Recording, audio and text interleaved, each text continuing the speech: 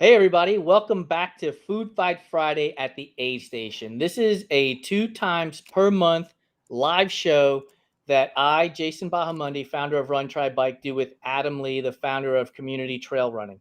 The whole premise of this show is to have either Adam or myself choose to eat it, carry it, or toss it in the vein of fuck, marry, kill. So we did 2 shows last month. This is the first of our 2 shows this month in June, and it's my turn to give Adam food choices as to which one he's going to eat, which one he's going to toss, and which one he's going to carry. Adam, thanks for coming back and joining me for what I hope is going to be nothing but a barrel of laughs at this point. Yeah, it's always a pleasure, Jason. I love having the barrel of laughs with you. So we were in the back room studio before we went live, and we were chatting about how I had paced Ohm for 50 miles at Tahoe 200, and it feels like I was away for 3 months. But you just did something, I would say, just as ridiculous, if not more ridiculous. Tell the people what you were just doing so they have an idea as to where your brain power is when you answer the question. Yeah, we're both pretty foggy, I think. Yesterday here in Vancouver, North Vancouver, we have a mountain called Grouse Mountain. There's a resort at the top, but they do a fundraiser on the longest day of the year for search and rescue. And the idea is to just do this grouse grind as many times as you can from 4 a.m. to 10 p.m. And the grind is 2.1 kilometers and 800 meters of vert, so it packs it in pretty good. There's a bunch of maniacs that you run with, which are awesome. Some of the people did it 16, 17 times. I managed to get 9 in myself yesterday. And this morning I've forgotten everything, including my name, I think, at one point. So I'm ready to pick some foods and maybe swear at you a bit. And so for those of you who are trying to do the calculation, the 2.1K is about 1.2 miles and the 800 meters of vert is about 2,400 feet.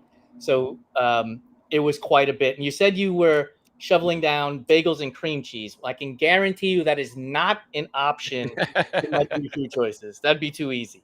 Yeah, no kidding. All right, are you ready for the 3 food choices? As I am, as well, I will ever be. Absolutely. Food choice option number 1 is a plate of 4 slices of sourdough French toast covered in maple syrup and powdered sugar, which you cannot use utensils to eat. The second one is 2-day-old gas station sushi that's been sitting out in the sun because the volunteer forgot to put it on ice. And the third option is a sloppy Joe that's been spiced with a ghost pepper, and you cannot use napkins to clean your face or hands after eating it. Okay, sorry. Repeat the third one. I blacked out after the ghost pepper thing. Yes, a sloppy Joe that's been spiced Sloppy with a Joe. ghost pepper, and you cannot use napkins to wipe your face or hands after eating it. Oh, okay. Well, I think I have to throw the sushi no matter what, because that's like that sounds bad. They're volunteers. They do their best out there, but sometimes shit happens. Sometimes people just reach into the bins of potatoes with their hands anyway. So they're fucking doing what they can. I think I'm gonna carry the sloppy Joe. That's not gonna work out for anyone. And I'm definitely gonna eat the sourdough French bread or French toast because that sounds amazing. Maple syrup I'm gonna be a sticky mess, and that's fine. Like whatever. I'll make friends with the ants along the run, I guess. But I can't have any ground naps like I'll just be fucking buried in ants when I wake up. You'd have like pine needles stuck to your hands as you're running through the woods. I'd be like, it's Bigfoot. Like, no. So I think that's the plan. Right? If you have an itch and you gotta like scratch your face as you're running down, there's maple syrup all over your face. Right? Or ghost pepper or old sushi. Like that, none of those things are good. I think at the very least, I won't be shitting myself. That's true. That's a very good point. Okay, unless you have that log that I was telling you about, I'm gonna post this reel here on my personal account, Cook Train Eat Race, of the perfect trail shitting log. So if you had that, if you knew that was on the path between aid station that you have to choose these foods at and the next one, you might decide that the sloppy Joe is the way to go.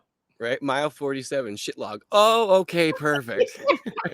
You know, more race directors should put that on their race guides. Yeah, that's the next level. Races are now well marked. Now they'll be really well marked. Yeah. Yeah. So you don't get lost out there. If you don't see the perfect shit log at mile 47, you're off track. Right? Right. Oh, it's full. I guess I got to get the next one. It's full. There's a line. People just waiting. Does We anyone know if don't have porta johns anywhere. no? This is it. Fuck, trail runners are fucking gross, man. Like, Yeah, it's a weird sport, man. it's a weird sport. Like, if you would have told 8-year-old Adam, here's what you're going to be doing, you know, between your 30s and 50s, you're going to be out there running in the woods for hours, maybe days on end. You're going to poop in the woods. You're going to piss in the woods. You might sleep in the woods too. Would you be like, yeah, that sounds cool. Sign me up. 8-year-old me might have been right into that. Yeah, sure. No rules. You would have been like, 8-year-old, you would have been like, I'm already doing that. What's the difference? Exactly. They're not going to yell at me. When I was pacing Ohm out there at Tahoe 200, there were 2 times he took naps, and I had to poop so bad. And there were 2 really good logs out there, but one was like still had the bark on it, so it wasn't all that comfortable. But the second one, like you could tell the bark was already to peel off, so I just wiped it off. Dude, it was like when Samuel L. Jackson lifted up the suitcase in Pulp Fiction and the gold came out. It was like perfect. It was smooth. Hadn't been touched by nature yet. Like it was like a virgin shit log. It was awesome. That's incredible. And at least I didn't have maple syrup dripping down my face. Yeah, that wouldn't be good with the paper, the toilet paper that you had either. That's true. I didn't even think about that part. You go to use leaves and now they're just stuck to you. Don't come near me. But I'll take some potatoes. Right. Yeah, put my hand right in the potatoes like that. It's so gross. Dude, thank you so much for joining me.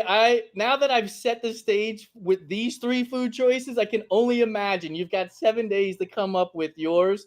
They're only going to get worse from here, aren't they? That's it. I'm going to put you through the Canadian blender again, though, I think, for sure.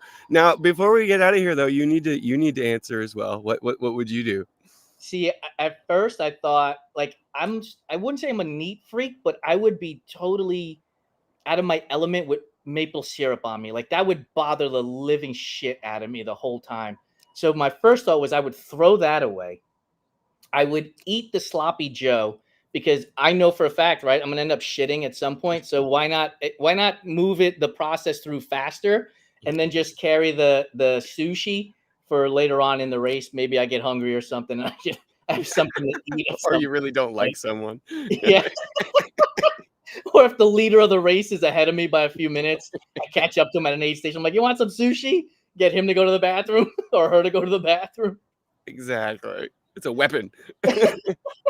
Yeah, if there's bears out there, I could just fling the sushi at them, you know. That run the other way. Yep, you're good. All right, man. Thank you so much. Enjoy the rest of your weekend, and I will see you next week on Food Fight Friday from the aid station. So much fun, Jason. Thank you.